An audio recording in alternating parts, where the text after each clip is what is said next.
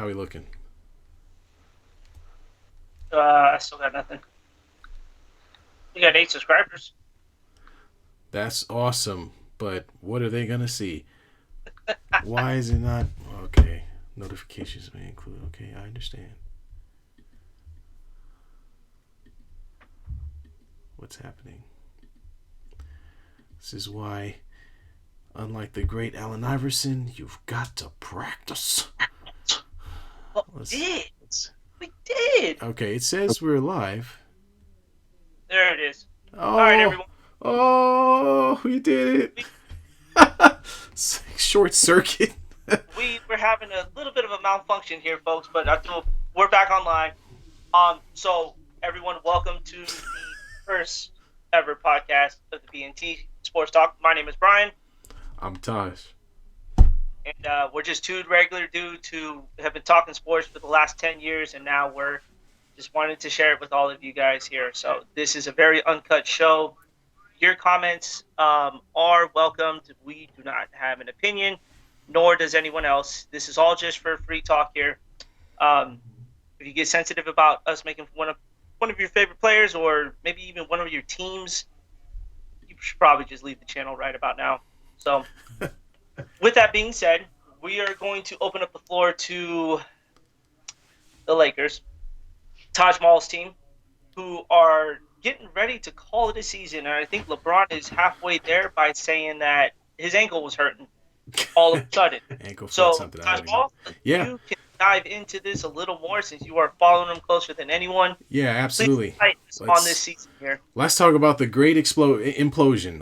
Yeah, it was not fun to watch as a Laker fan, and I think most people around the league were probably laughing at us pretty regularly because we were pretty regularly getting whooped. And they did more of that today, and then they lost to the Pelicans as well. Really, a lot of this stems from decision making with the upper management this offseason and the move to instead of go with Buddy Hield, they turned gears and went with Russell Westbrook. Now, I don't know whose great idea that was, but it really just doesn't make sense. LeBron James is a ball heavy guard, and it doesn't make sense to put another guy next to him that wants to handle the ball as much and also who cannot shoot.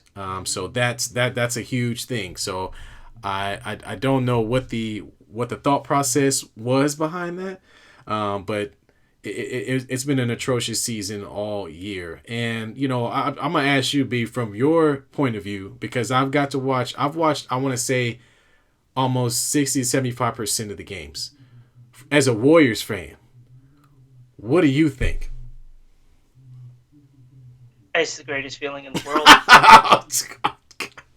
By far the greatest feeling in the Oh world. man. Now, watching them play, and look, Russell Westbrook was never a great shooter, Right. but he knew how to get to the rim. You didn't see that from him consistently this year. Watching the games that I've seen, he wasn't the Russell Westbrook that everyone was accustomed to, and I Yeah. think him not being able to be that person and making the transition to a different kind of style of point guard really just altered his game completely here. Yeah. I think we've talked about this before. The players that the Lakers used to have that they don't have anymore. Yeah. Your your KCP, Kuzma, your Caruso. Yeah. KCPs, and I'm even gonna throw in Ball. Lonzo Ball would have been a absolute Yeah. perfect fit, LeBron. Yeah, but And we had to get your boy. We had to get AD, and I kind of know why we. I'm cool. I'm okay with that part. My problem is what we gave up in order to acquire Russell Westbrook. I mean, not only did we pivot away from shooting, but we also gave up draft picks. We gave up KCP, Montrezl Harrell, Kyle Kuzma. We gave up a lot of players for one guy. A lot of players in draft pick just for one guy. So for me, I feel like that was not a decision that was going to work in our benefit because he wasn't he wasn't a very impactful player this season. And I don't want to blame Russell Westbrook. I still think he's a Hall of Fame player. The problem is he's used to playing on a team where he has the ball in his hand all the time. He's used to playing with a big he can play off of, and help him by going through pick and rolls and creating open shots for other guys. And he's not able to do that. With LeBron on the court, he's being asked to do a lot of things. One of them is being off the ball, and he's not an off the ball player. He never has been. So you ask a guy to do something he's never done before on a team, and you're hoping just because he's a good, talented player that it will work. I think it's fool's gold. And to rub it in, Vogel is a defensive coach that relies on defensive perimeter players and a good defensive center. And he had AD for we didn't have AD for most of the season. And most of the guys that were on the court could not keep people in front of them. That includes Russell Westbrook. LeBron plays defense when he wants to. AD was disinterested the first 25 games of the season. He didn't look like he was really in it. And I think a lot of that had to do with the Lakers being like, hey, man, you got to play center. And he was just kind of like, yeah, I'll do it. And then he was like, nah, I don't really want to do it. And so he just kind of, his rebounds went down. His effort went down. I think in order for him to be good, I think he's a guy, he has to have a center. He has to play at the forward position. I know a lot of people give him slack for that because we're in a new era in the NBA, but we've talked about this before. It's okay. That's fine if that's where he's most successful. And I think that is where he'll be most successful because he'll be playing against mostly undersized fours. And a Hall of Famer by the name of Tim Duncan always played forward, and he always played beside a center for the most part. So, you could play small sometimes, but AD was never going to do it all season. He's not going to bang with centers all season. I think a combination of all those things led to them being a very, very mediocre team with a lot of big name talent. And, when you say playing next to a center, there are two centers on that team actually the only center on that team is Dwight Howard. Yeah.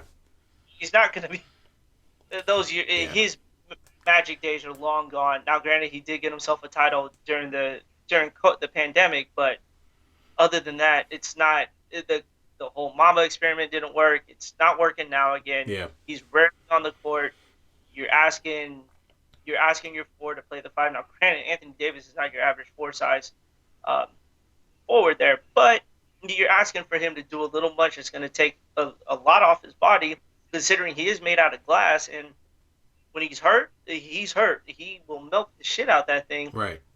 Instead of getting on the court. Got our first comment. The Lonzo Ball era is over. It's over, but I think Lonzo Ball in this offense to help LeBron would have worked. They just didn't give it time, in my opinion. Here. Well, I think he's been able to take a lot of that ball handling off of LeBron. With that. Well, I mean, let's look at the history of LeBron James. LeBron James only plays with two types of guards or two types of point guards.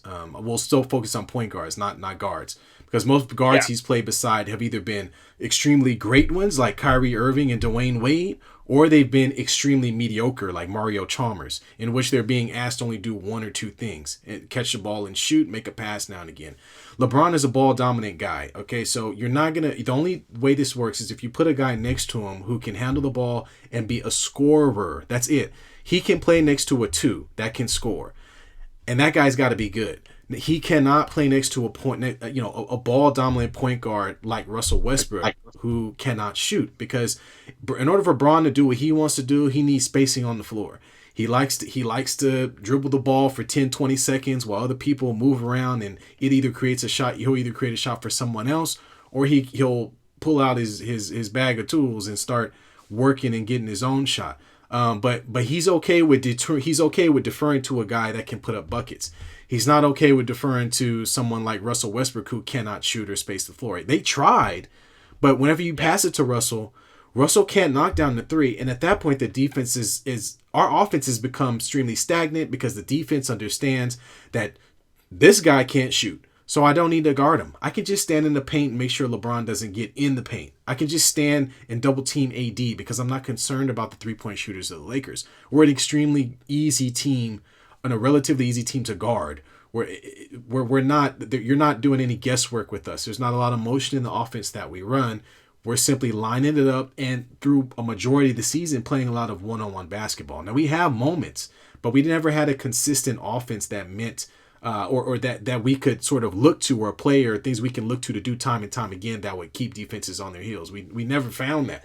And to the Lonzo Ball thing, Lonzo Ball is a great player, and I think he'll continue to be a good player.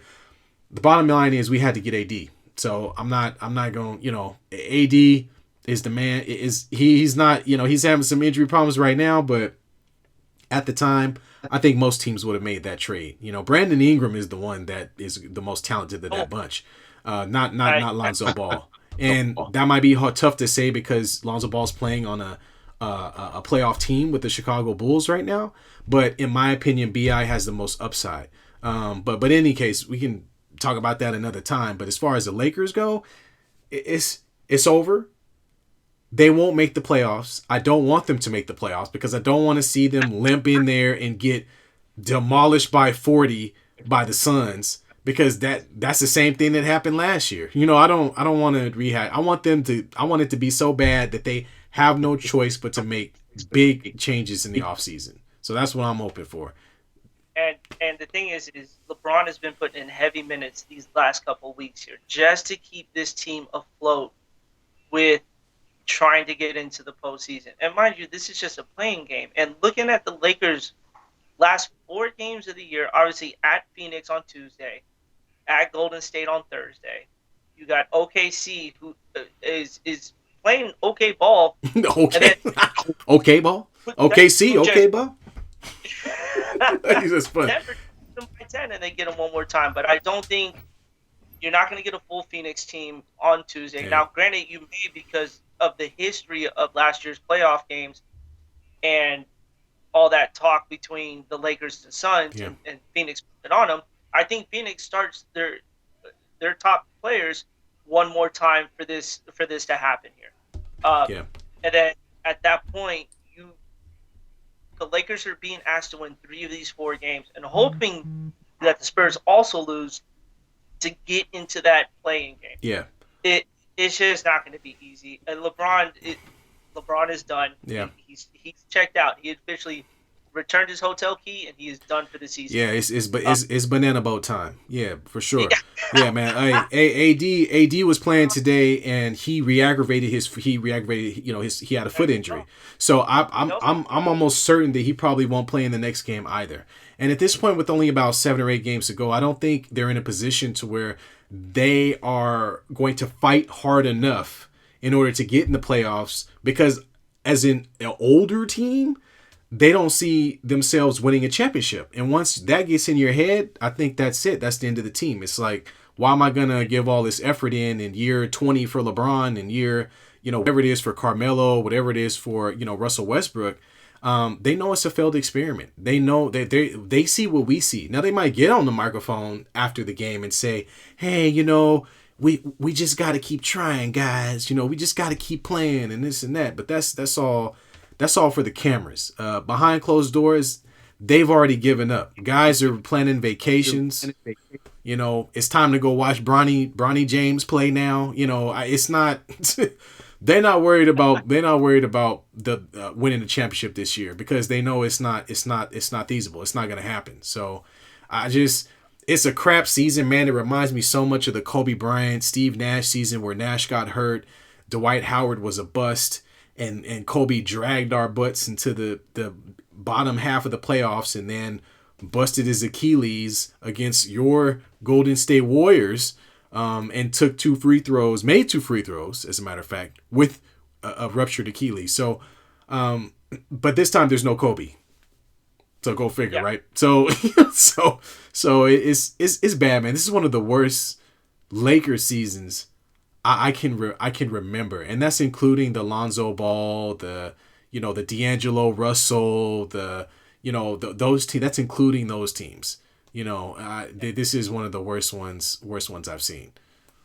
Now, if you take away the expectations from the players they brought in to what the media was saying, you're saying it's one of the worst seasons. Now, if that expectation wasn't there, is this the same feeling, or or does it change your mind when those expectations aren't met? Yeah, well, I mean, when you're the Los Angeles Lakers, the expectation is always to win a championship. I think if you're in LA, there's no way you're gonna go out there and be like, "Hey guys, guess what? This year we gonna be mediocre." You know what I mean? And everybody's gonna be like, "Oh yeah, oh that's cool, man." This isn't OKC. You know what I mean? If you're in a Laker town and you talking about making a 7 seed or 8 seed or a 6 seed, most teams are gonna be like, most Laker fans are gonna be like, "Yeah, okay, like, come on, man, like that's it." That's all we doing. We need to trade somebody. Like that's the first thing that's gonna come to a Lakers fan. Well, we need to trade something. So and that's just the mentality of the team as it is the fan base. And the expectations will always be that high. You add LeBron to that, and now you're talking about superior expectations. Every year, the expectation is that they're competing for a championship. Otherwise, why bring him here? So I think at this point, the Lakers have a decision to make. They need to find the way to dump Russell Westbrook. They need to go back to the type of ball they were playing previously, which is they were a top tier defensive team, and that's why they won the championship that year. Even before we got into the bubble, they had been the best team throughout the year, and had solidified that by winning that tournament within the bubble. So that's a great transition because the Lakers were the best team all year in 2020. There was a team that was good all year this year up until about I want to say halfway or a little bit after halfway through the season, and that would be your Golden State Warriors. So let's talk about them. It's a good thing we won all those games the first time of the season. The Lord has not been pretty. It's amazing how long it took this team to get healthy. Yeah. But the competition is there. They're fighting to stay in that 3 spot. Now, granted, they are basically tied with Dallas for that 3-4 swap. Yeah. Denver's just a couple of games behind them. That win against Utah last night was a very hard-fought win. Klay Thompson. I like that win. Yeah. Jordan Poole really showed out last night. Yeah. He did. And I know there's a lot of Warrior fans who would think Jordan Poole would be the next one to go. He's not going anywhere. The team will be his in the next 3 years. The Warriors have built a team to be competitive after this Curry, Draymond, and Thompson era. This era is coming to an end soon. In the next 4 years, you will see this group starting to kind of say goodbye to the NBA here. Yeah. But you have Jonathan Kuminga, who has played some meaningful minutes in some meaningful games. Yeah, he has. For the team and has become, I think, just evidence of what the G League can do. No expectations were set for him. Moses Moody has shown some life there. We're still waiting on Wiseman. He was supposed to come back, and now the Warriors are left without a center going into the postseason. Yeah. I love Kevon Looney to death, but man, when you watch him get up and down that court and he looks exhausted even after when he jumps for the tip ball. Like he looks like a fish out of water the way he's carrying. You're right. You remember back in the day, man. You know who was like that? Man, Shaq. I remember Shaq. And don't get me wrong, I love Shaq, but man, Shaq, it'd be 5 minutes into the game and Shaq is sweating bullets and he's at the free throw line just dripping. And I'm like, Shaq, bro, it's only like 5 minutes into the first quarter. What happened? And he barely played basketball. Yeah. You look like you played these 9 to 10 pickup games already before you step on the court. Kevon Looney looked like he dunked himself in a pool before he get on the floor. That's what he looked like. It looks like he literally went for a swim, got up, put his jersey on, and went to the game. I know exactly what you're talking about, man. Just shiny. To his defense, Kevon Looney has had a great season. Yeah. He has done more than what's asked of him on the Warriors side of things. Now, looking for that center, there's rumors that the Warriors are looking to possibly buy out Marcus Hall to bring it in. And I like the fact that Marcus Hall could come in to help the Warriors. Now, for you Warrior fans that are out there, we've never had a good center. Andrew Bogut was our true center when these championship runs happen. And this is what the Warriors are asking from their centers here. They are working. They want a center to, one, play defense, defend the rim, but also facilitate. When Andrew Bogut came, when he was finally on the court, he was able to – the floor stretched so much more with him on there. The pick-and-roll game became more because defenders were coming out more. to guard that 3-point line, which made it easier for him to get baskets. Yeah. The Demarcus Cousins experience was similar. Yeah. But it's Demarcus Cousins. What can we say here? It almost led us into a championship. If KD doesn't get hurt, but that's for another. Yeah, that's true. I mean, I don't know how much DeMarcus Cousins had an impact on it. He did have a couple of highlights during the season, but I really think Wiseman could be the answer if he could stay healthy. Having an athletic big is good for your team because you guys like to play at a very high pace, and with the type of shooting and spacing on the floor, playing in the open court, playing quickly with those guys, it's just like you guys. When you won the championship, that's what you did. You guys would go on these crazy 20-0 runs in like 2-3 minutes. You know what I mean? Or 2 minutes because of how quickly you can get up and down the floor. And I'll transition into this. A lot of the reasons you were able to do that is because, one, you were playing small when no one was, and you were able to outrun. Yeah. And a very pivotal player involved in that was none other than Draymond Green. Because of his capability of doing what you just talked about, which is facilitate on the offensive end, but more importantly, being able to play outside of his size, playing above his size, and rebound and start breaks. So talk to me about Draymond and the kind of injury-riddled season he's kind of had this year, and what do you think, what happens when we get in the playoffs with Draymond? Will we see kind of the real Draymond please stand up?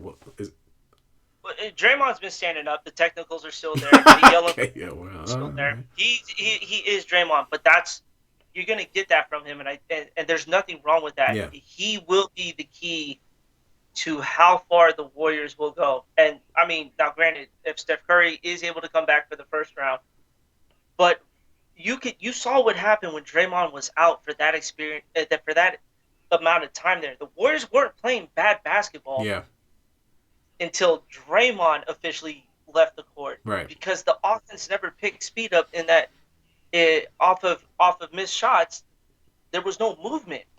Yeah. Draymond knows exactly where the screen needs to be set. He knows exactly where every player needs to be on the court in a half-court offense. You did not see that for that time that he was out. Yeah.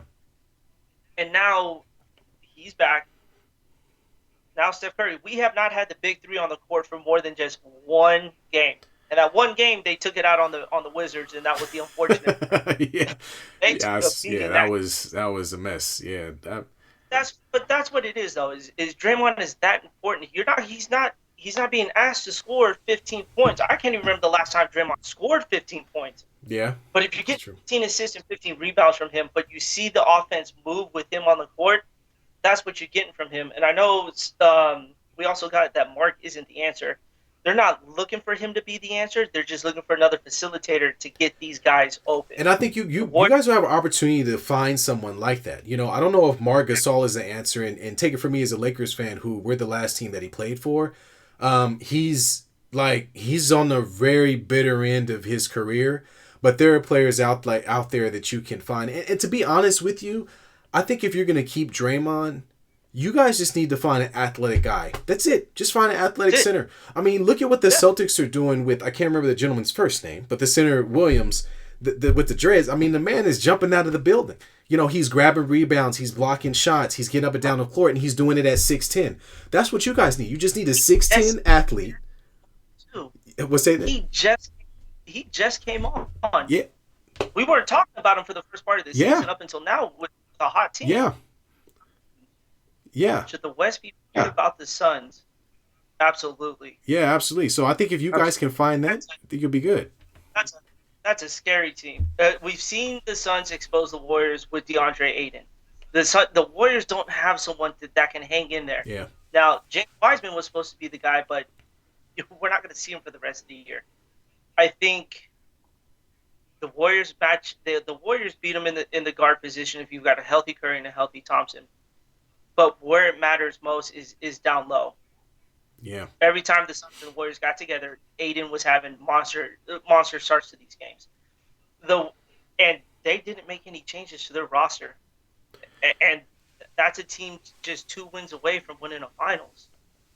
And so I Yeah. think they are the biggest threat in the West. It's not the Warriors, unfortunately, not anymore. If they had Wiseman come back and everyone has stayed healthy, I think yes, I think the Warriors were still the team to be scared of here. But as of right now, it is the Suns. Memphis is still waiting to prove themselves in this West here, but the Warriors have ridden the ship, and now you're just hoping to get Curry back Yeah, next week for the playoffs that's to ultimately get what this. this is all about.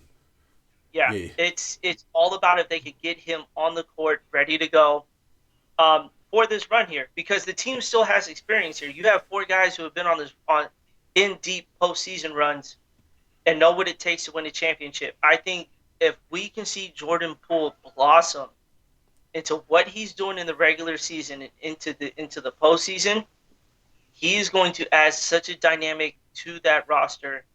I think he is going to spark that second unit, and even the first unit as well. Yeah. But I think the key factor, and I know there's a lot of love hate between this guy, Andrew Wiggins. Oh Where Lord. the fuck have you been since the All Star break? Well, I mean, Andrew, I don't know, man. That's a great question, man. I mean, he's done really well, getting himself an All Star, becoming an All Star this season and all that. But And I that was everyone. He earned that All Star yeah, spot there. Don't take anything away from yeah. him. I feel like his success is going to be matchup oriented, based on who you guys play in the playoffs. He's never been a guy to be outside of what he thinks he can do. Everybody in the league has looked at him and said he should be the next great thing. He was a top draft pick, if I believe he was a number one. If was he a number one draft pick coming out that year with Cleveland? So he was always looked at as being that next prototypical 6'7" guy who with guard skills that can put the ball in the hole, play at the free throw line down, get rebounds, defend. I mean, he had a lot of potential. But I think the problem with Andrew Wiggins is with a lot of other players is he never really saw that in himself. And he never really got outside of that. So for him playing on your team is excellent. It's the same thing with Andre Iguodala. And I know we're talking about that's old Andre, the one y'all got. But I'm talking about Andre that played for the Denver Nuggets. Okay, Andre was supposed to be the man with the 76ers. He was supposed to be the heir apparent after the whole situation with your boy Allen Iverson. He was the next thing. They had Lou Williams. They had some other good players. He never really filled them shoes. So a lot of guys will have the potential, but they're only going to be as good as they think they are. And I think that's where Andrew is now. So I think for you guys just need to find the right matchups for him whenever you're playing against certain teams where he has a size advantage and really put some confidence in him to exploit them. Make him shoot because he's an X factor wild card for your team. And if you could get him going, he's a guy that you could put out there against the Suns that they might not have a good matchup for. Oh yeah. Get you some water, B. Get you some water, bro. On. You out here in the Sahara Desert, brother. You eating sand? What you doing? He's here. Okay, all right. So, looking at the Warriors schedule here, it is outside of that Laker game. Oh damn, man! You just go okay. That was cold. And outside looking in, they have a matchup with the Spurs, who right now are if you want to talk to play and be in the playoffs, Yeah, it's a playoff team. The Pelicans, also a playoff team as well. So I think they're going to these games against these teams are going to help them find that rotation that they need here. Yeah. To get ready for the postseason here. So, kudos for them for riding this ship here. I really wish they would have done something in that trade deadline. I know they were hoping that Wiseman would get back. It was a risk that they took, and now it's biting them in the butt here. Yeah. So, hats off to Memphis for being an absolute fire dog. Team here. That team's a dog. Those dudes. I watched them dudes beat up the Nets with no job, man. Like they just go out there and compete, man. Like they're one of them teams. They take on the same that same mental toughness and just attention to detail on the defensive end of the ball that we saw from previous Memphis Grizzly teams with Conley and with Marc Gasol, who we were just talking about earlier, and Tony Allen and some of those other players, they hang their hat on playing hard. And that's what you want to see from a young team. That's what you should see from a young team. And I think that, coupled with how well Ja has been playing, has been crazy. Ja jumping over brims now. He's stepping on people, jumping over people, spinning in the air backwards, throwing the ball over the backside of the rim. I mean, come on, man. Players too. Yeah. Jumping over. What are we supposed to do with that, man? So I mean, kudos. Yeah, like you said, man, kudos to that team for playing and really proving themselves in a pretty tough West. And after last year, I believe they were the 7th seed, if I'm not mistaken. They've come in this year and really have been like, we're gonna build on our success and be a better team next year. And that's what they've done. They've absolutely crushed it, and they are. I don't think they'll win the championship, but they are definitely a wild card team that could go into a Golden State, can go into a Phoenix, and they can actually win a game or two. So they'll make things interesting for sure. They just beat down on the Suns for no John Morant the other day. Yeah, they did. Yeah, it's impressive. Yeah. Say what you want to say. That's the number 1 team in the league. You went in there without your best player and absolutely handled the Suns. Yeah. So yeah. So now that again, another great transition. Just wait for it. It's coming. Wait, no, it's not. Is it? Yeah, nope. It is. So anyway, like as we've been talking about all these teams and all the playoffs. So what we're gonna transition into now is talking about the East versus the West and some of the play-in teams that are. Why? I guess I can't say they're on the bubble. They're just gonna end up playing one another in some weird order and then get smacked by the number 1 seed. So we'll talk about that a little bit. We're going to start with the West because that gives me a chance to rant about, You didn't get it all out of your system. about a team I watch now and again, But right now, I guess they're outside of the box looking in. So the Lakers are not a part of the playoff discussion because at this point they're 11th. They're about a game and a half or so behind the Spurs. Spurs won today, I believe. So they are two full games because they lost. Spurs won. The Pelicans also won today, I believe. I have to check on that, and they are being very, very pitiful. So with that being said, let's talk about who is actually important here. So I'm going to look at the first team I'll start with in the West is my beloved Clippers. I'm lying. I hate the Clippers. I hate the Clippers, man. I hate the Clippers. I can't stand the Clippers. I don't like them. I never liked them. Patrick Beverly, even going back to Blake Griffin, Chris Paul, flopping all over the place. He still does that. Flopping all over the place and. Lob City, which was trash. Sorry, hopefully there are no Clipper fans. There are no Clipper fans. What am I talking about? Of course they're not watching. They don't exist. Anyway, so yeah, because they're all right when you look at it. But I'll start with them. The Clippers after I threw all the shade and hate on them. Let's actually get serious about them. I guess the Clippers actually getting Paul George back is a huge benefit for them, man. They having him back is going to help elevate them and push them into what I believe they'll hold down that 8th seed, if not move themselves into that 7th seed. Because as much as I've been hating on them, they've had their 2 best players have not played a majority of the season. Paul George actually played most of the first half or so, and they've still found a way to win games. Reggie Jackson has played well.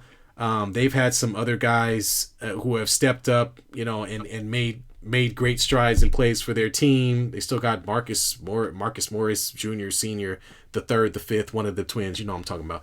Who has played very well this season. They got they traded off Serge Ibaka. They didn't need him, and they've really done a great job of playing aggressive and playing defensively, and no matter if they didn't have their big stars, Tyronn Lue has done a great job of keeping those guys together, cohesive, so that they can attack each game. So kudos to them, even though I don't want to give it to them for being in the position that they're in. Because what it did was it gave them the opportunity for one of their stars to come back so that they can actually compete in the playoffs. And that's why, with the Lakers, this has to go back there, who had all of their team except for Trevor Ariza and, a couple other guys who weren't important. The first 25 game of the season, 20 to 25 games of the season, we did not capitalize on those wins. We let teams like Oklahoma City beat us a couple of times. We lost some games that we could have won. And the Lakers kept saying the same thing. Oh, we're trying to figure each other out. Or we're trying to figure it out. We're trying to figure it out. It's like, man, nobody cares about that. Again, this is LA. You need to win. You can figure it out while you're winning. And so, they wasted those first 20 to 25 games. They were 500, about 500 going into the All-Star break, and then they completely fell apart after that. Because, again, like with the Clippers, your star player goes down, you don't quit. You keep playing. They kept winning games, and then from there, now they have an opportunity to compete at a high level now that they have Paul George back. So I think that's a team that you can look at and say, if any of these three teams that I'm looking at has a chance to make an upset in those against those top three Western Conference teams, I would say it would be them. I'm gonna take you one more, and I'll give you my team as far as who comes out of this playing tournament. As of right now, they may not have to play in the playing tournament. The Minnesota Timberwolves. Okay, all right. They have turned it on after the All-Star break. Karl Anthony Towns has been an absolute monster to go with this. And D'Angelo Russell is actually paired well with him to be a threat. And, Anthony Edwards he's going to solidify himself as one of the as an all-star as time comes on here. But they are 11 games over 500. Yeah. Before the All-Star game, I don't think we were even thinking about the Wolves being part of this conversation. I don't think the Pelicans are. I mean, the Pelicans are. You can say it. They're not a good team. They're not a good team. Just say it. It's okay. But they're in this playing tournament. But I think it's either the Wolves and Clippers, or it's going to be the Jazz and Clippers that get into the Western playoffs here. Yeah. And Utah is outside of the play-in, so I think they'll be okay. They've got maybe about 2 games above Minnesota, so they are kind of in the danger zone. If they somehow manage to slip into that play-in, yeah, I agree with you. The Jazz, it's not going to be good if they get into that, because they'll be coming in on a downslide. It's different if you've been fighting all season like the Timberwolves have, and now you feel good about where you are. If you're the Jazz and you find yourself in that 7th seed, you're not going to be feeling very good at all, and you're probably not going to get very far. So I agree with you on that. Here's what Utah's got to look out for. They just came off of a blown lead against my Warriors, who they were up in 13, and the Warriors just caught absolute from the 3-point line. Watching good old Klay Thompson return back to form, and then Jordan Poole with the go-ahead 3 in a big-time situation. Let everyone understand that 3 was hit in a very crucial moment of the game with all that momentum. But now Utah gets the Grizzlies. They're only 1 game ahead of Minnesota here. I think looking into that is going to be a key factor for Minnesota, because if they can get ahead of Utah and not have to play in that playing game, I think Minnesota can present problems to whoever they face. It may be the Warriors as well. Yeah. And the Warriors went into Minnesota and got smashed on. So they got to be a team to look out for here. Yeah. So it'd be interesting in the West. I think the West is not decided yet, unlike the East, who decided to solidify their playoff the playing tournament real quickly here. Well, looking at the East. Let's talk about when we go to the East. We got to start with another team that is very good on paper, much like my Lakers, or at least looked good on paper, and just hasn't lived up to the hype. hasn't lived Hey, up to the hype, hey, you know, and I don't even, and you know, it's hard to even compare him to the Lakers because if I took Russell Westbrook off the Lakers and put in Kyrie Irving, I guarantee you we would have made the playoff. But as what is it? What's going on with the Nets now? I know at one point during the season they had lost about 8 or 9 games in a row. They've been dealing with some injury problems, which have kind of dampened their season. They've also been dealing with the Kyrie Irving situation where he could only play home game or couldn't play home games and could only play certain away games in certain destinations or regions, which has really thrown a wrench into what they originally were intending to do. And in my opinion, ultimately led to James Harden packing his bags and heading to Philadelphia. So I guess we'll start with, you know, and then Ben Simmons also, you know, they forgot all about Ben Simmons. They did trade him for somebody. Ben Ben Simmons going to the Nets. I want to hear more about that, B. So B, what do you think? We talked about the Lakers and about how, and I talked about some of the things that were wrong for the Lakers, the fit, the intensity, the sort of waiting out or feeling it out the first portion of the season that the Lakers went through, that where they just lost a bunch of games and were pretty much a 500 team that, and later on couldn't make up for those games. What has been, you think, the primary reason the Nets have underachieved this season? this roster that they assembled. Okay. Let's start. I mean, look, we can always start with Kyrie Irving. Yeah.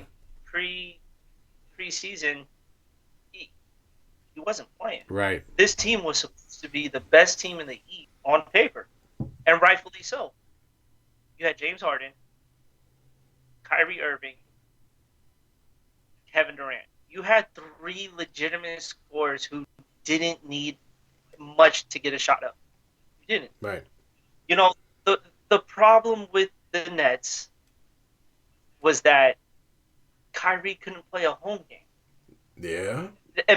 Imagine if this pandemic doesn't end and New York had kept these rules.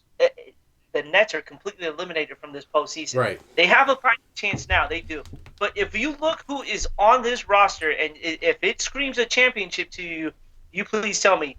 LaMarcus Aldridge, who took 1 year off. Seth Curry. Yeah, not bad. It's not bad. Goran Dragic, who's now in health and safety protocol. Andre Drummond, who is Andre Drummond. Right. Yeah. Who else are we looking at here? Blake Griffin. But Blake Griffin doesn't play anymore. Aldridge doesn't play anymore. Though they're not playing those guys very often at all. They're playing Claxton at the center position, who's a very young player and inexperienced. They really lean a lot on Patty Mills for bench points. I think Seth Curry wasn't a bad pickup for them because they lost Joe Harris for the season. So I think having him help fill in some of that gap on the 3-point line. In my opinion, these dudes play small a lot. Okay, they play small a lot. Okay, and the guy who ends up playing center is Kevin Durant, and so I don't know that that's a winning formula. KD always has a mismatch on the offensive end of the ball. Always. I don't know if it makes sense on the defensive end to have him playing that 5 position, which they often do Their problem this season is going to be the fact that they're playing against very good centers in the East, in Joel Embiid and in Giannis Antetokounmpo. Those two guys are the best centers in the league, and they're both in the East. So I think they're going to have a hard time. I think Drummond's going to help them out a little bit, but Drummond against Embiid and Drummond against Giannis he's just going to collect fouls, and I'm not trying to hate on Drummond because he could rebound the ball. He could 3 feet, 4 feet from the basket. The man could put the ball in the rim. I'm not going to hate on him. He's an NBA player. But I just think if this team has championship aspirations, they are going to need for KD and Kyrie to be otherworldly in order to compensate for the fact that they're in the 10th. Where are they? They're in the 10th seed. They're in the 10th spot They're right now. so they're gonna have to play 2 games before they even get in the playoffs, and then when they earn the right to be the 8th seed, they're gonna end up playing Miami, who has been. I mean, where did they come from? I mean, they really picked up the pace during the middle of the season. I think Butler getting healthier was a big impact on that. Obviously, they got Bam Adebayo, they got Tyler Hero, they got players that can really play, and then of course they added Kyle Lowry. So I mean, they've got a nice little team going for them. The Nets are going to have to beat them. They're not going to be able to finesse anything. The Heat is a hard-nosed team. They play defense. You know what I mean? They play hard. They come at you. Jimmy Butler comes at you. You know what I mean? On both ends of the ball. And although I believe that the Nets have the talent, and I wholly believe that they're going to win the tournament. They'll get through the tournament. They're going to be in the playoffs. But I just don't know. Or not that I just don't know. I don't think that they have enough in order to get to the finals or win the finals. I don't feel like that they're there. Now, they could surprise me. They have the talent. But I feel like, and this is my thing, B, you got to have more than jump shooters. You got to have more than jump shooters. Because in the playoffs, hey, man, butts get tight, especially in big game situations. And all of a sudden, the guys that take shots in them situations, and don't get me wrong, KD can take and make, Kyrie can take and make, but all it takes in those type of games, and I'm not even saying that it's nervousness, it's just the fact that you're a jump shooting team. You're going to miss some. You know what I mean? Yep. You're going to miss some. Yep. So you can't always hang your hat, and you know this as a Warriors fan, you can't always hang your hat on shooting. You're going to have to hang your hat on the defensive end of the ball if you want to win playoff games. And I don't think the Nets consistently are doing that. So in order for them to beat the Bucks in a 7-game series, or they're going to beat the Sixers in a 7-game series, they're going to have to be better than the team that we've seen thus far. Yeah, agreed. And what the Nets went through last year, the matchup with them and the Bucks was an absolute classic. That was a good game. But look what it took from KD to even try to win that. And KD looked absolutely spent down the stretch in that series there. Yeah.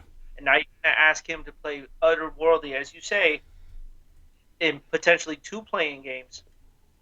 And then getting into a 7-game series. And when you look at the top of the East here, you have Miami Heat, who is a physical team, but you also have the Celtics, who are absolutely... yeah, we haven't even talked about them. The entire league of their bitch right about haven't now. Even talked about them.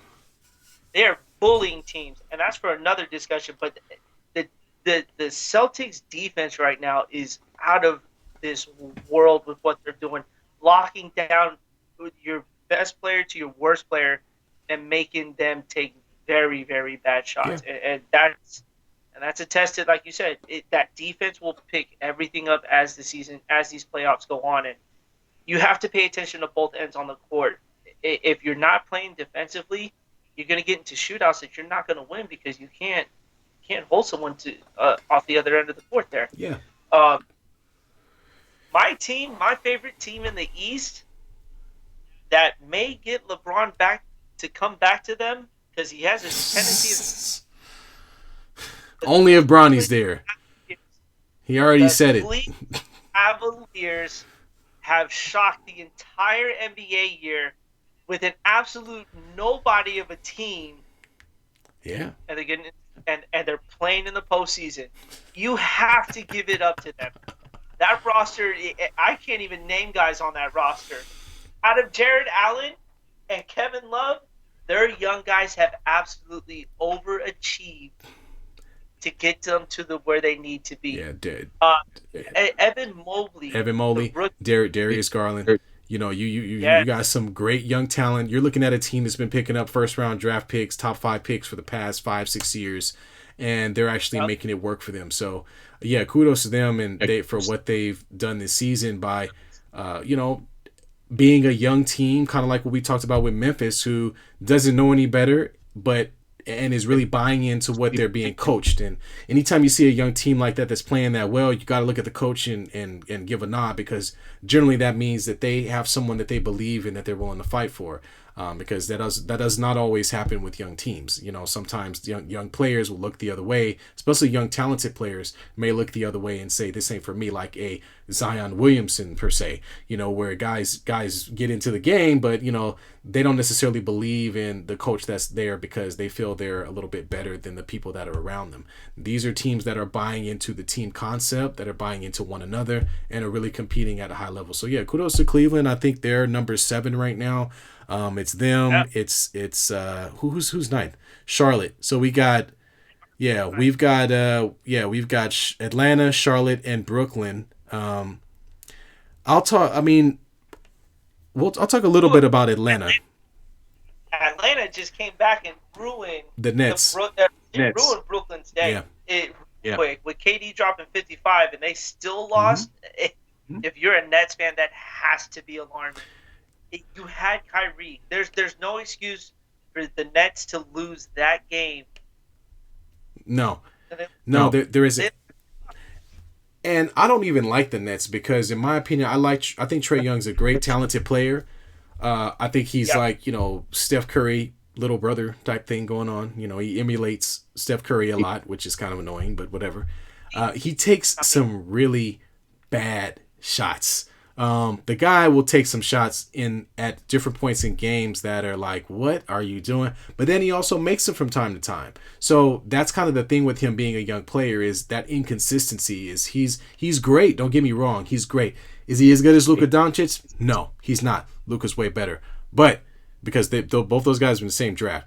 But he is a all-star caliber player. He's a very good pick and roll guy, a guy who can make quick decisions with the ball in the paint and get other guys shots. He helps the centers eat, and he also does a good job of distributing. But sometimes he'll really take it upon himself and take some shots that are a little ill-advised. I guess what I'm trying to say is he does a lot of Steph Curry things, but he's not Steph Curry.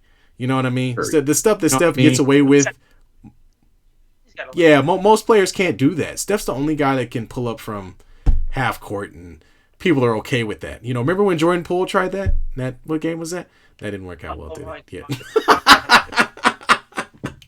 I don't know what that. I looked at. I saw that ball, and I was like, "What in God's name are you doing right now?" And that was against the Suns, actually. That was at the end of the game. Yeah. Where they were only down 3, and the Suns had shown a card. They were thinking that they were going to foul, and Jordan Poole said, "Yeah," and threw that ball up in the air. I'm like, "Oh well, this game." Devin Booker. He thought Devin Booker fouled. But when you getting back to the Hawks here, when you look at this roster here, it just screams a first round exit. I think enough to get out of it going forward. I mean, who is going to scare you outside of Trae Young? Lou Williams ain't Lou Williams of what he used to be. No, he's not. Clint Capella, Danilo Gallinari. You got the Hoarder. If I'm saying his name right. There you go. The three point assassin. Yep. You've got some talented players. You got Collins. You've got players who are still young and inconsistent, and I think that's been really their entire season has been kind of like up and down. And so I agree with you. Now they did put the 76ers out of their misery last year, but I don't foresee them doing that again. I don't see them as a team who's going to get out past the first round, which is tough for any of these play-in teams. I think like the next team is Charlotte. I like Charlotte. I think Charlotte is another young up-and-coming team that can make some noise, but again, I do not see them getting out of the first round. I like the Ball kid. I like LaMelo. I like Scary Terry. I like Bridges. Oh my goodness. Oh, that boy is good. I mean, at his size, he's not a normal. He's not a normal 6'6", 6'5". He's a thick 6'6", 6'5". He's one of them guys that can take a guard right under the basket and just dunk all over him. And I really and can play up against 3s and 4s sometimes. So they have a really nice, talented team. Gordon Hayward is somewhere down there. I think he's in the locker room somewhere. I don't know, but yeah, he's on that team. And Him. Let's also mention Michael Jordan's favorite Charlotte Hornet, and that is Kelly Oubre Jr. oh my god, that was a miss, man. That was a hard miss. They should have passed on that dude, man. Thank you, Charlotte, for taking him. We really do appreciate that. He's not. He ain't it. He ain't it, man. Kelly Oubre is very consistent, man. I don't like him. He comes off the bench, and sometimes he's one of them guys he's like Andrew Wiggins was a couple of years ago. One night he's gonna give you 7, the next night he's gonna give you 25, and then out of nowhere he'll go for 30. You'll be like, dude, what? Like, you go for plus 20 10 times a season. Well, why? And then the rest of the season you go for 5. I don't get it. Like, it doesn't make any sense. So I agree with you. Or I agree with you about a lot of these teams that other than Brooklyn, I don't think any of these teams got out of the first round. So Brooklyn would be the only team that has a chance. With that being said, who's your team coming out of the East in the playing game? So I'm gonna go with Brooklyn. Brooklyn's gonna win. They'll win both games. I think they can definitely beat Atlanta. I think they can definitely beat. They're gonna have to play Charlotte first. So they'll play Charlotte, and then they will play the winner of Cleveland and Atlanta. So I'm assuming they'll probably end up against Cleveland, possibly.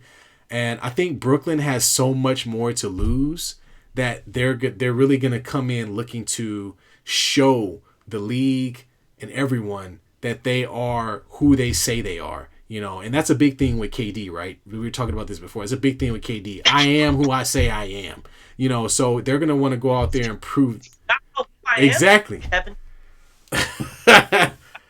So they're gonna go out there and they're gonna want to prove themselves. So I think Brooklyn comes out of the East. How about yourself? What do you think? I'm looking at Cleveland. Wow. Okay. I think Cleveland wins that game. I don't think the Hawks.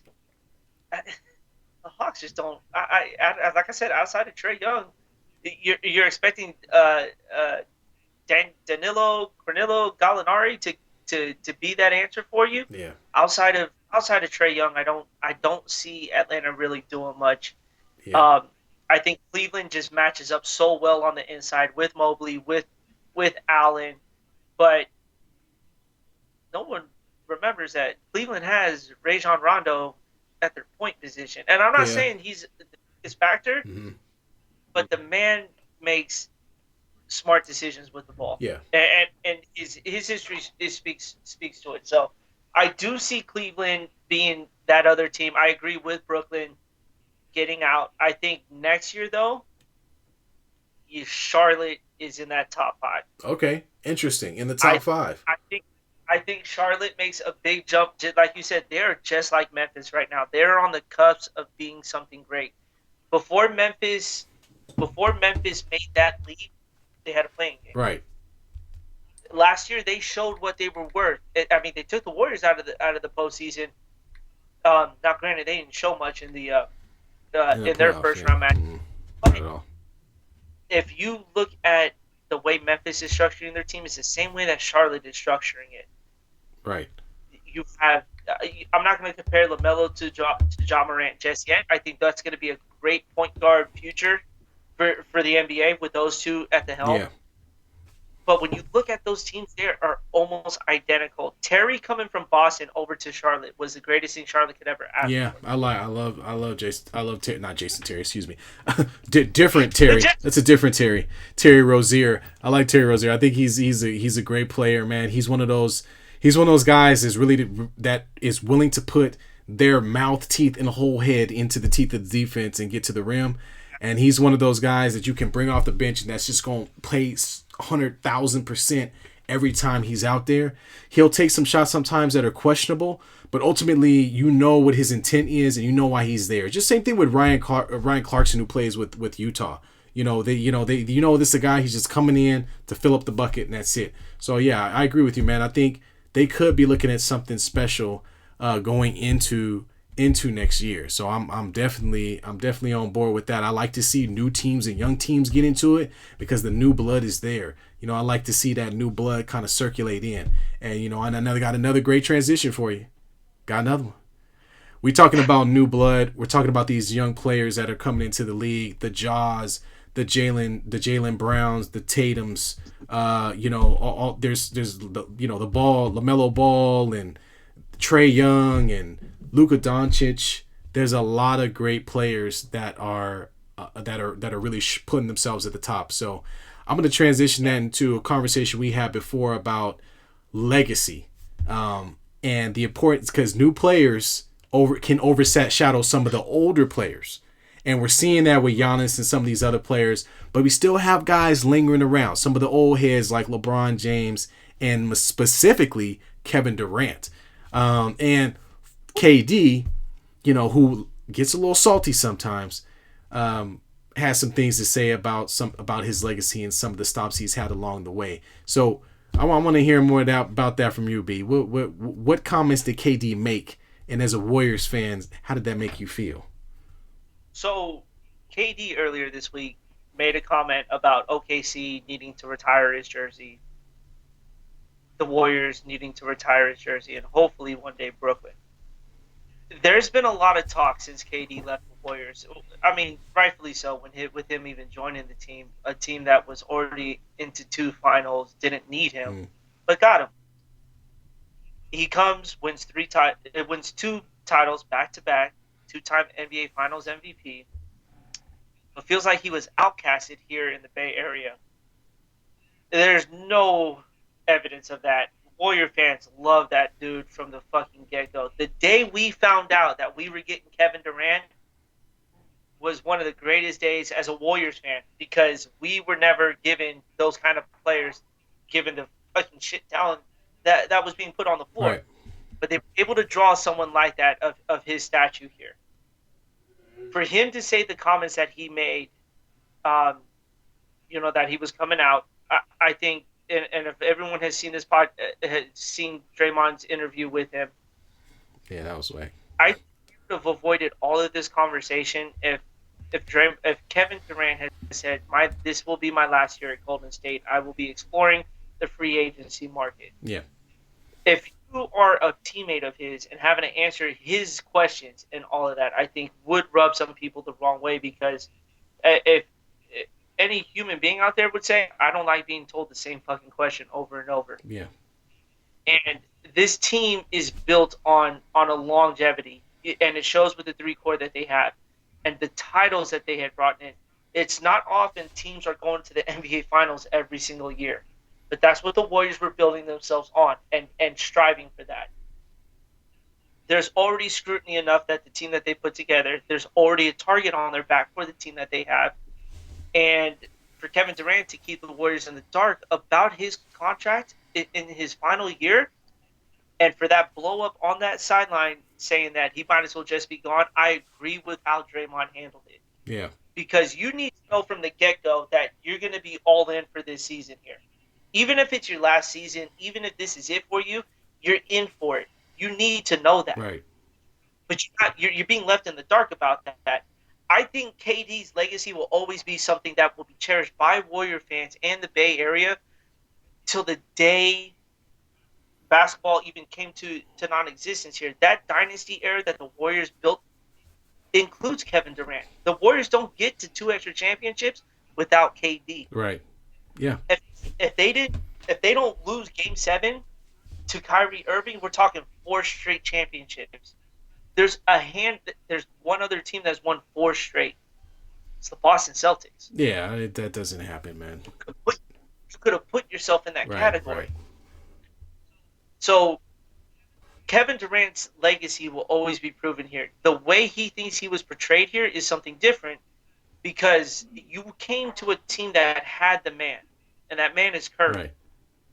Curry was nice enough to put his legacy to the side and say, this is your team. He didn't embrace that. He didn't want that. Yeah. But you're going to leave because you want to be the man. You went to Brooklyn because you went to be the man in Brooklyn. Yeah. Kyrie's not the man over there. It's Kevin Durant is the man. He is making that team go. You weren't going to be the man here. Yeah. And so with what he has said about his time in Oakland, I think it's just absolute trash. Yeah, I think, well, Go ahead. I mean, I think what's funny about this is you got two guys saying the same thing. Kyrie said, the whole thing with LeBron, and he wanted to be the man. Obviously, he went to Boston, tried being the man, and nobody listened to him. Right? The whole Boston thing imploded Yeah. on him. The young guys that were there looked at him and said, "Hey, man, you missed most of the season. We went to the playoffs on our own." So when the next season came around, he wasn't getting any respect. Guys like Marcus Smart, guys like Tatum and Brown were like, "Dude, we was in the playoffs without you. Like, I'm not gonna listen to nothing you gotta say." And in Kyrie's mind, it's like, I'm a champion. I hit a big shot. And Yep. same thing with KD. KD goes to the Warriors, wins 2 championships. They beat Cleveland a couple of times. And then, I want to be the man, even though he was the man in Oklahoma City, or half of those two guys. But I would argue he was the man. And then Yeah. he ends up going to the Nets, to be the man. And I just think KD's legacy is going to be in this weird spot because he's been on a couple of different teams, and also because I don't know if we'll truly be able to appreciate how good Kevin Durant is, because he playing in the same era as LeBron James. I mean, he's playing in an era with other great players, Kobe Bryant earlier in his career, and he won his 2 championships with a team that had already been established as a championship roster. Him going to the Warriors and winning 2 championships there kind of comes off as him being a paid assassin, or mercenary. He's yeah. They already had won the championship before you got there, and were one game away, one 3-pointer away from winning back-to-back titles. And I think that, coupled with the fact that and I don't know, the fact that he was with OKC and almost beat the Warriors, and were up on them 3-1, and then they gave all the lead back and ended up losing that series, and to turn around and join that team, the optics don't look very good. So his legacy will always be wrapped up in that. I think I can appreciate that as a Warriors fan. People embraced him, and they came around him and said, "Hey, man, you're the guy." And he had a choice to make. It was either not be the man, but be 1A or 1A, whatever you want to call it, second best player on the team, or be the man. And the only, with the caveat being, I'm for sure going to win another championship here. I'm not sure if I'm going to win another championship going forward. And I think he took that chance. He believes in himself, which all players of his caliber should.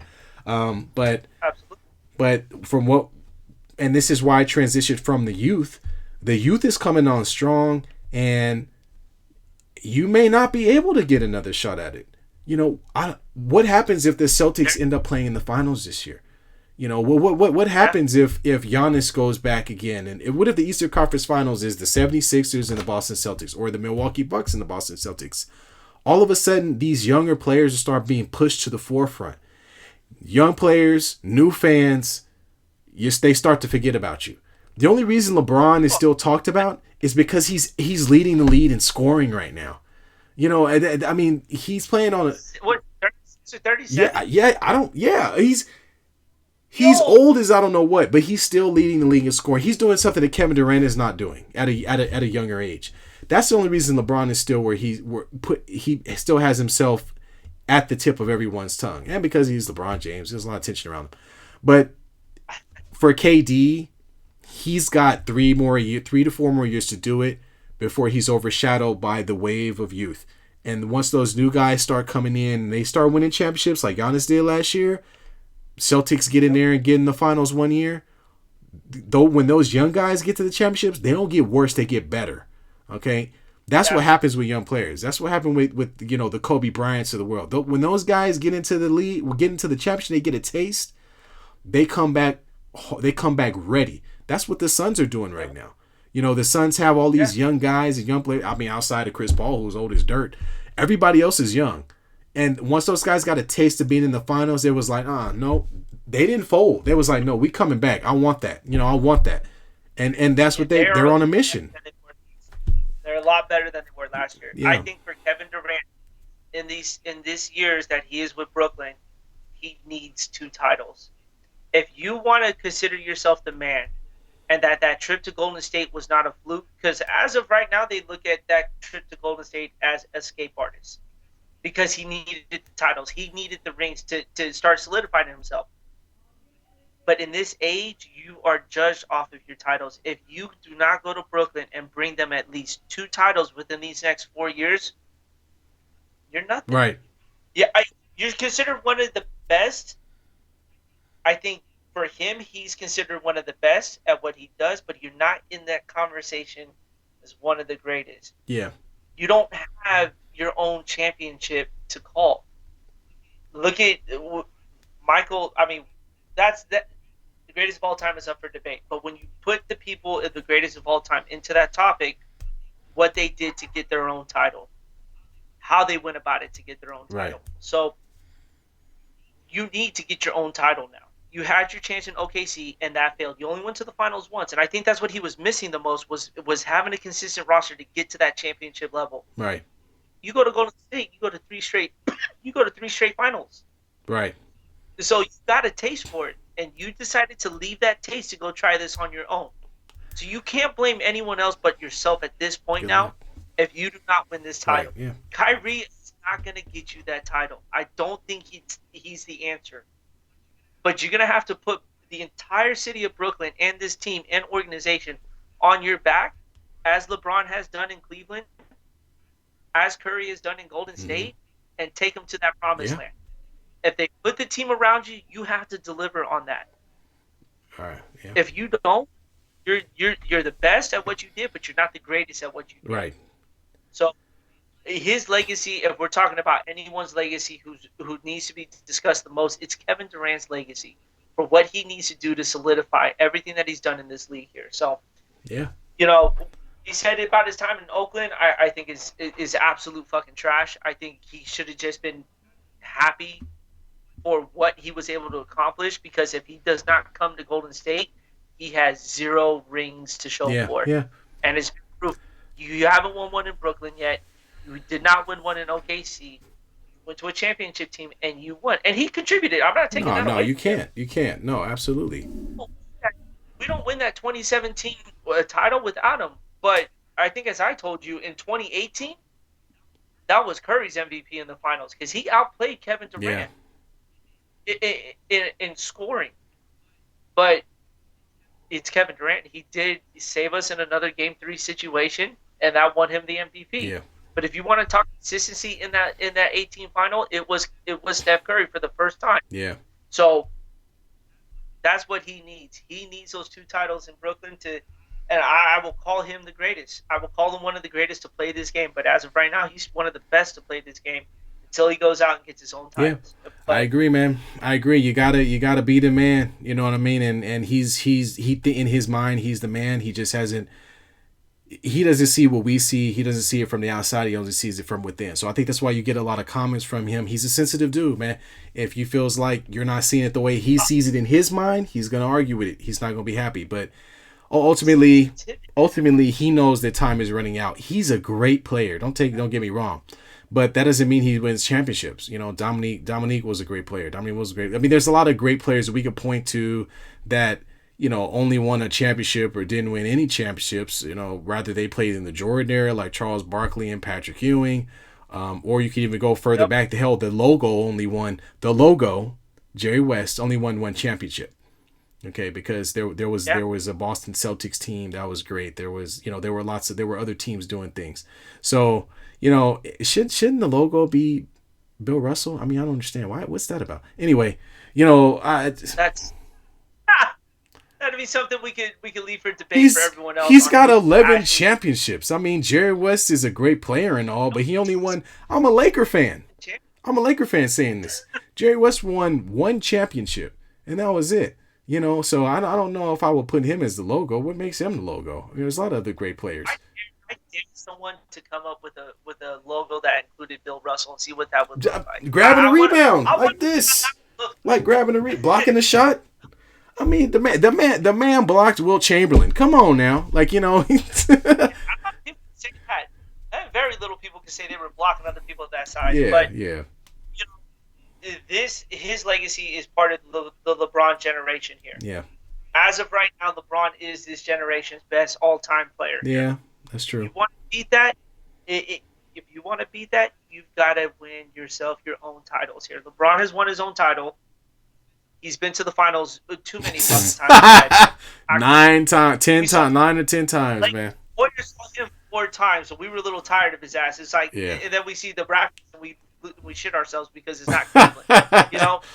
But it's that'd be his legacy. But the NBA is in good hands with this young generation, with the players that they have now. I think the league is just on a tear up to just be that the best sport organization out there right now is because of the talent that they get in, and that's and it's shown here because you could tune into one team and be attracted to one player to watch that game. Yeah.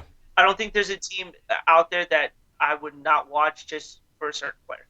Yeah. Right now. Yeah. Absolutely. So. Well, man. But I think we got some. Do we have questions? Oh, we got one question. Did you see? We got a few here, but I think we've answered most of them from everyone. Unless I'm missing something here at the very end. It looks like our last one was West being worried about the Suns. Did we hit that one? Yeah, it looks like we hit that one there. So it's going to be a great final week here. I think the play-in teams and even the West, that's not certain yet with their top 6. I think the West is going to have a great final week here. I think the East is pretty much played out here. I think we know where everyone's going to be positioned for it, and I think the West is just going to have a pretty deep week this week when it comes to their games here. Yeah. So it's going to be interesting to see how this week plays out for Sunday when we get when the play-in matches get solidified here. So thank you NBA for giving us an extra 2 games of basketball. As a fan, I appreciate it even more now, just being able to enjoy the game even more, and just makes it even longer. Yeah, I'm looking forward to the play-in tournament this last week of games. I'm not so much looking forward to watching the Lakers, find a way to stay in 11th. I cannot wait for that E logo to go on the Lakers record that says eliminated. Can they please stop putting us on TV? I mean, come on, man. Why? Why they keep putting us? We were on ABC today. For what? Why? What? Why are we on ABC for? LeBron wasn't playing. AD played. Russell Westbrook played. It was. They've been on TV almost every game for the past 2 weeks. So I've just been watching them lose. I mean, it's been terrible. They really should find another team that with something with playoff implications. Because right now it's not the Lakers. There's no playoff implications going on with the Lakers. Okay, put somebody else on TV so we can watch them play. Because I'm tired of watching this, man.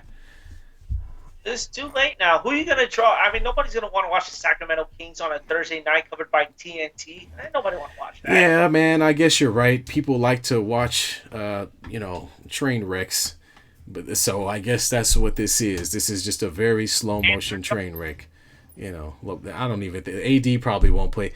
I really think they should just play the South Bay Lakers. They should just bring up the G League team and just tell them, hey, you know what, y'all. If y'all got 5 games to make $1 million, and maybe we'll get 2 wins out of it. It worked for KCP. He got himself a nice fucking contract after his G League season. Yeah, he did. Yeah, he sure did. He turned out to be a very good player in the long run. I wish we had a player that could play defense and shoot threes. We don't have any. None.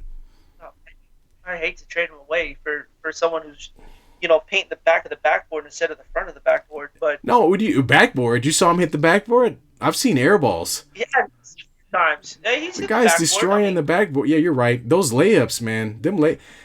Russell Westbrook's shot is like a natural AC. There's no it's just natural all air just right from. The problem with Russell is when he misses is so bad. You know what I mean? Like he'll make shots, and you look at his stat line at the end of the night. You look at his stat line at the end of the night, you'll be like, oh, Russell went 25, 10, and 5. But then you watch the game and you'll be like, how did he airball the reverse layup? Is it right that I compare my jump shot to Russell Westbrook and I feel so much better about my outside pickup games compared to professional? When I air Russell Westbrook does the same thing, get off my back. I could care less. Right. Keep passing me the ball. All right. pass me the rock, watch it fly. Exactly. But thank you everyone for tuning in tonight. Great first show here, Taj. Looking forward to more here.